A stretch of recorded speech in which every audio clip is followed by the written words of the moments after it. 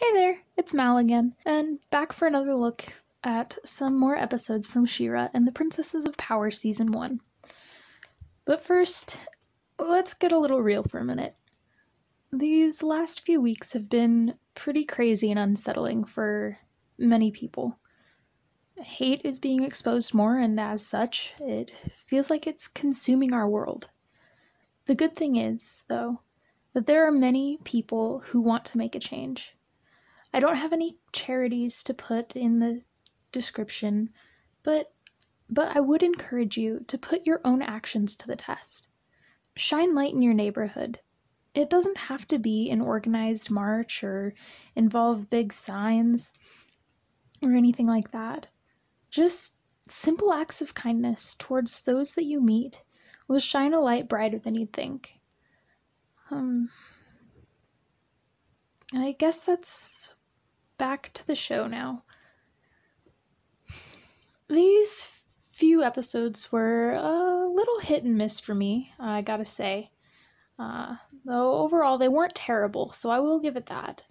To get us all on the same page, the episodes I'm reviewing this video are The Seagate and System Failure. The positive things I will say is that the jokes don't seem to go on too long, like they did in previous episodes, which is a really nice change of pace. It was also really nice to be able to see more of the world a little bit, though too bad we couldn't see more of the people on that planet, which I will get back to later. Another big plus was being able to see Glimmer be mature for a couple of scenes. Her conversation and the way that she connected with Seahawk was really well done. I also liked Mamista, though her voice acting when she was in her done with everything moods felt a little forced. Like she was trying too hard to sound like a teenager who's just, well, done with everything. That characteristic of Mamista was fine. It just came across as a little forced. Like I couldn't tell if she was actually done or if she was just trying to put on a brave face, but we're getting off track. Good things. I also liked Catra and Adora's conversation in the Seagate. It was nice to see their relationship and get a feel for their past through their interactions. Especially whenever Catra talked about Adora leaving the Horde, she would say me instead of us, or the Horde, which gives us a huge clue on how personal Catra took Adora's leaving, and that she doesn't really care about Adora coming back to the Horde, but rather coming back to her. Also, I love Entrapta. Between her bubbly personality and what she means for the autistic community, she is by far my favorite character in the series. I'm actually in the process of being possibly diagnosed, and so there is a tad bit of personal bias, but she just feels like such a relatable character with obvious likes, dislikes, as well as skills, talents, and flaws. Honestly, I could probably spend a whole video on Entrapta, so I'll just leave it there for now. Now for the things in these episodes that didn't really do it for me or rubbed me the wrong way. I said I'd come back to the planet's population, and well, here we are. For me, world building is I am a world builder. I'm just going to preface with that. I spend so much time world building, so I have a huge bias on this aspect of storytelling. So I'm just gonna get right down to it. Why is 95% of the cast pretty much human when 95% of the planet is humanoid? Like literally the only not 100% human-looking characters are Catra, Angela, Hordak, and now Scorpia. And 3 out of the 4 are bad guys. And it's not like there's just not very many non-humans. Pretty much every non-named character is non-human. I get that this probably feels like a small thing to complain about, but again, like I said, I am a very big world builder at heart, and I spend so much time world building. So I take this stuff super seriously. And, like, this show has a lot of human diversity. I mean, we have a lot of non-white characters and a lot of non-straight characters, which is super cool.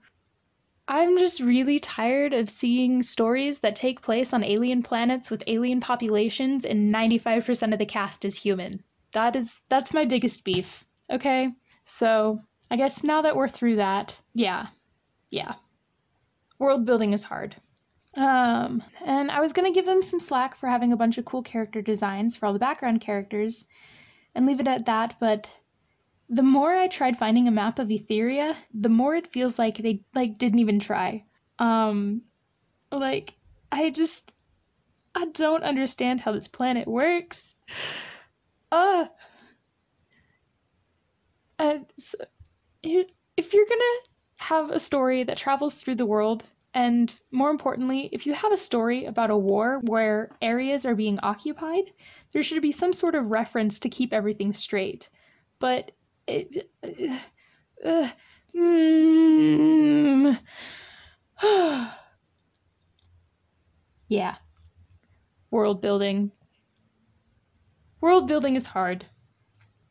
And I still don't get why the only way I don't understand why the only way to Bright Moon is through a specific part of the ocean. Like, I'm kind of fixing that in my head with the map that I'm drawing right now. But as I'm watching the show, I'm just like, what? Why? Huh? It's like, does the wall that surrounds the sea gate surround the whole ocean? Does Salinas border all of Bright Moon? And if they share a border, why do they need a map? Do they just need the map to get from Seaworthy to the capital? And yeah, I'm probably just way overthinking all of this.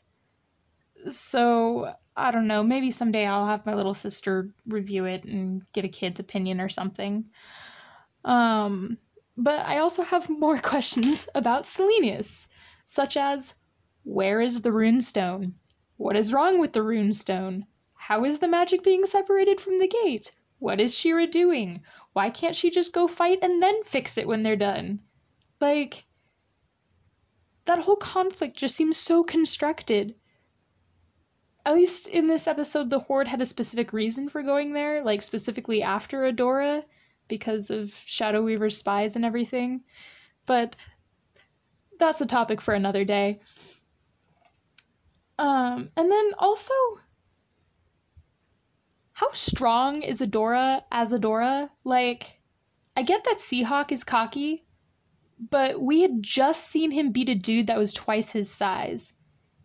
And in the last episode, or maybe it was the episode before that, no, it was the last episode, Flowers for She-Ra, she was just complaining about how She-Ra is so much stronger than Adora.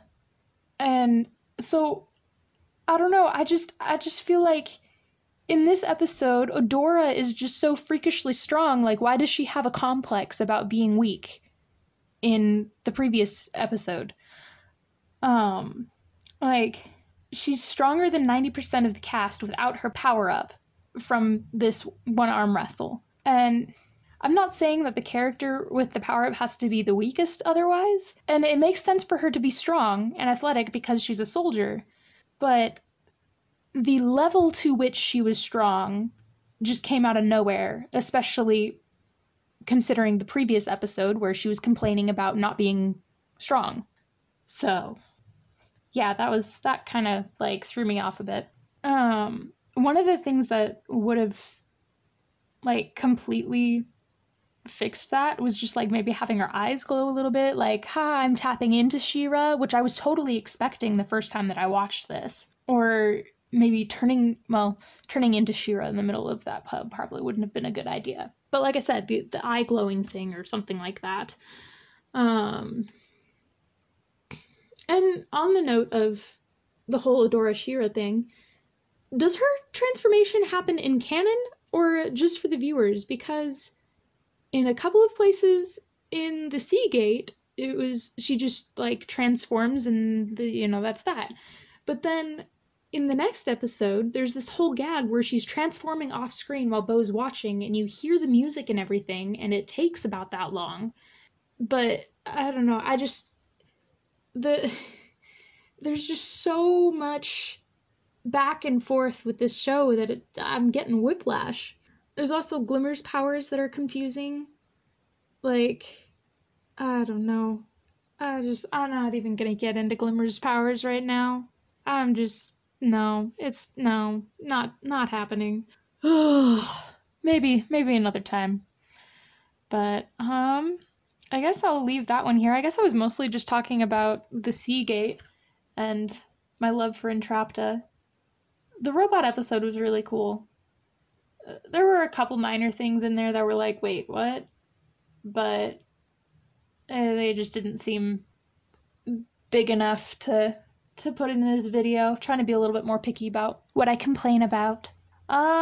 So I really did like several parts of it, but the confusing world building and continuity questions are, as evident, starting to get to me. So I'll give these episodes a 6 out of 10. If you liked this, go ahead and say so with a nice thumbs up.